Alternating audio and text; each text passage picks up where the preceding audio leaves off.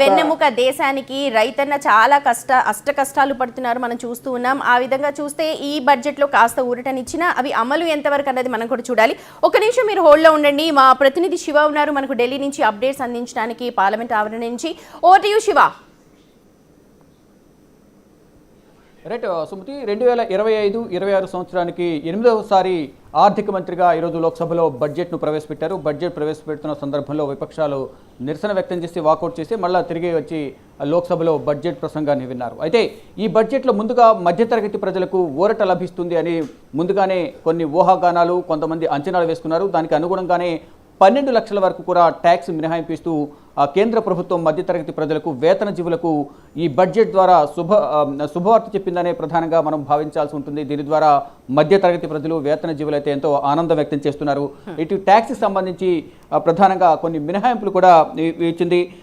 ప్రధానంగా ఏదైతే 4 లక్షల వరకు ఉన్న దానికి ట్యాక్స్ అనేది 0 ఉంటుంది. 16 నుంచి 20 లక్షల వరకు ఉన్న దానికి 20% అనేది కట్టాల్సి ఉంటుంది. కానీ 12 లక్షల వరకు ఎటువంటి ట్యాక్స్ పేమెంట్స్ ఉండవు అనేది ప్రధానంగా వేతన జీవులకు ఊరట లభించే అంశాన్ని నిర్మలా సీతారామన్ ప్రతిపాదించారు, ఈ బడ్జెట్లో ప్రవేశపెట్టారు. అయితే ప్రధానంగా 6 రంగాల్లో సమూల మార్పులు చేస్తూ సీతారామన్ ఈ బడ్జెట్లో ప్రధానంగా ప్రవేశపెట్టారు. మరోవైపు వివిధ రంగాలకు సంబంధించి వృద్ధులకు సంబంధించి కానీ అనేక రంగాలకు సంబంధించి కూడా ఈ బడ్జెట్లో అనేక అంశాలను దీనిలో ప్రధానంగా మెన్షన్ చేశారు. అయితే దేశవ్యాప్తంగా అన్ని జిల్లాల్లో కూడా డే కేర్ క్యాన్సర్ హాస్పిటల్స్ను ఏర్పాటు చేస్తామనేది వైద్యం పరంగా కూడా మెడికల్కు సంబంధించి కొన్ని కీలక నిర్ణయాలు తీసుకున్నారు. ఇక వచ్చే వారం ఇన్కమ్ ట్యాక్స్ బిల్లును అనేది ప్రవేశపెడతామంటూ కూడా ఇన్కమ్ ట్యాక్స్ సంబంధించి ఇంకా బిల్లు అనేది ఈ బడ్జెట్లో ప్రవేశపెట్టలేదు. నెక్స్ట్ వీక్ అంటే 13వ తేదీ వరకు పార్లమెంట్ బడ్జెట్ సమావేశాలు ఉన్న నేపథ్యంలో నెక్స్ట్ వీక్ దీనిపై ఇన్కమ్ ట్యాక్స్ సంబంధించి స్లాబ్కు సంబంధించి కూడా ప్రధానంగా తెలియజేసే అవకాశం అయితే ప్రధానంగా కనిపిస్తోంది. మరోవైపు జల్ జీవన్ మిషన్కు సంబంధించి మరిన్ని నిధులు విడుదల చేసినట్లు తెలియజేశారు. ఇక ఈ పథకం కింద 15 కోట్ల మందికి రక్షిత మంచినీటి కుళాయిలు, అలాగే రాష్ట్ర స్థాయిలో రాష్ట్రాలతో ఈటలతో కూడా ఒప్పందం కుదుర్చుకుని దాదాపు 100% మంచినీటి కుళాయిలను అందుబాటులోకి తీసుకురావాలనేది కేంద్ర ప్రభుత్వం భావిస్తుంది. దానికి సంబంధించి కూడా బడ్జెట్లో నిధులను కూడా కేటాయించినట్లు నిర్మలా సీతారామన్ తెలియజేశారు.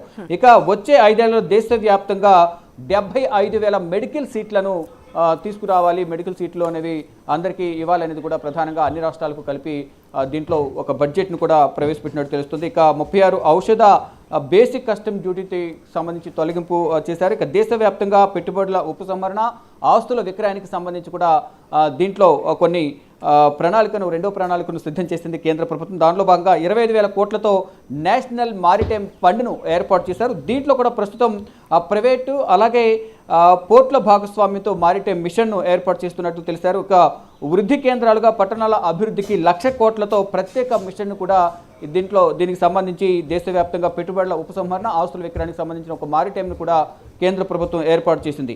ఇక చిన్న స్థాయి అణు రియాక్టర్ల కోసం జాతీయ స్థాయిలో అణుశక్తి మిషన్ను కూడా ఏర్పాటు చేసేందుకు నిర్ణయించుకున్నారు. 2047 నాటికి 100 గిగావాట్ల అణు విద్యుత్ ఉత్పత్తి లక్ష్యంగా కేంద్ర ప్రభుత్వం పెట్టుకుంది. దానికి సంబంధించి ఇప్పటికీ ఒక ప్రణాళికను కూడా సిద్ధం చేసింది. ఇక మొత్తం 20,000 కోట్లతో నేషనల్ న్యూక్లియర్ ఎనర్జీ మిషన్ను ఏర్పాటు చేయాలి. 2030 నాటికి 4 చిన్న మధ్యస్థాయి రియాక్టర్లకు సంబంధించిన పరిశ్రమలను ఏర్పాటు చేయాలనేది ప్రధానంగా భారత ప్రభుత్వం ఒక నిర్ణయం తీసుకుంది. దానికి సంబంధించి కూడా దీనికి సంబంధించి బడ్జెట్లో కూడా కేటాయింపులు ఇచ్చినట్టుగా కూడా తెలుస్తోంది. మరోవైపు ఎగుమతులు పెంచేలా ఎంఎస్ఎంఈకు సంబంధించి వాణిజ్య శాఖల ద్వారా ప్రత్యేక ఏర్పాట్లు కూడా చేశారు. అంటే ఎగుమతుల డాక్యుమెంటేషన్ విషయంలో కూడా సహాయం చేస్తామని కేంద్ర ప్రభుత్వం. ఇక ఎగుమతులను ఉద్దేశించి ప్రత్యేక వస్తువులకు సంబంధించి కూడా కొంత ఆర్థిక సాయం కానీ అదనపు సాయం చేసేందుకు కూడా కేంద్ర ప్రభుత్వం కొంత వెసులుబాటు కూడా కల్పించినట్లుగా తెలుస్తోంది.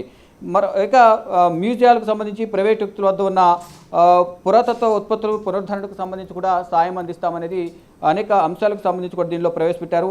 ఇక ద్రవ్యలోటుకు సంబంధించి ఏదైతే 4.8% ద్రవ్యలోటు ఉందో అదే 2024-25 ఆర్థిక సంవత్సరానికి సవరించిన వ్యయం అనేది 47.16 లక్షల కోట్లుగా ఉంది. ఇక మూలధన వ్యయం అనేది 10.1 లక్షల కోట్లుగా ఉంది. ఇక ప్రస్తుత ఆర్థిక సంవత్సరానికి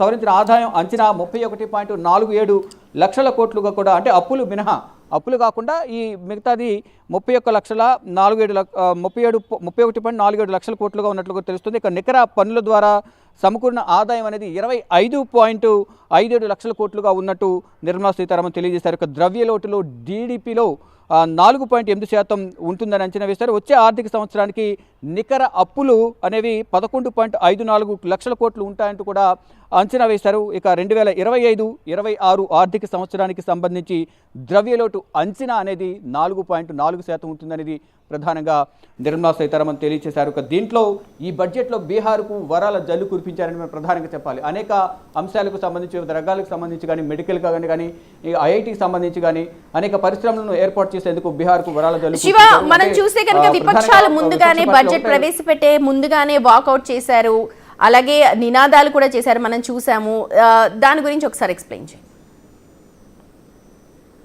రైట్, ప్రధానంగా ఏదైతే ముందు బడ్జెట్ ప్రవేశపెట్టడానికి ముందు 11 గంటలకు బడ్జెట్ అంటే లోక్సభ సమావేశాలు ప్రారంభమయ్యాయి. వెంటనే బడ్జెట్ ప్రతులను చదివే క్రమంలో విపక్ష పార్టీలు ఆందోళన నిర్వహించాయి. ఇటీవల ఏదైతే కుంభమేళా ప్రయాగ్రాజ్లో జరిగిన తొక్కిసలాటకు సంబంధించి ప్రధానంగా చర్చ చేపట్టాలి, దానికి సంబంధించి వివరణ ఇవ్వాలంటూ కోరిన నేపథ్యంలో దానికి సంబంధించి ఏదైతే రాష్ట్రపతి ధన్యవాద తీర్మానం ఉంటుందో, ప్రసంగానికి సంబంధించి ధన్యవాద తీర్మానం ఉంటుందో ఆ సందర్భంలో దీనిపై చర్చిద్దామంటూ తెలిపిన నేపథ్యంలో వారందరూ కూడా సభను వార్కౌట్ చేస్తున్నట్లు కూడా ముందు ప్రకటించి అందరూ బయటకు వెళ్ళిపోయారు. వాళ్ళ తర్వాత వాళ్ళు యథావిధిగా వచ్చి బడ్జెట్ ప్రసంగం జరుగుతున్న సందర్భంలో అందరూ కూడా మళ్ళీ కూర్చున్నారు. ఇక ప్రజెంట్ బడ్జెట్కి సంబంధించి చూసుకుంటే కనుక ఈ రోజు ప్రవేశపెట్టిన బడ్జెట్లో ఇక ఇన్కమ్ ట్యాక్స్ సంబంధించి మాత్రం నెక్స్ట్ వీక్ ఇన్కమ్ ట్యాక్స్ సంబంధించి సపరేట్గా మళ్ళీ బడ్జెట్ ప్రవేశపెడుతుంది. దానికి సంబంధించి వివరాలు వెల్లడిస్తామని తెలిపారు.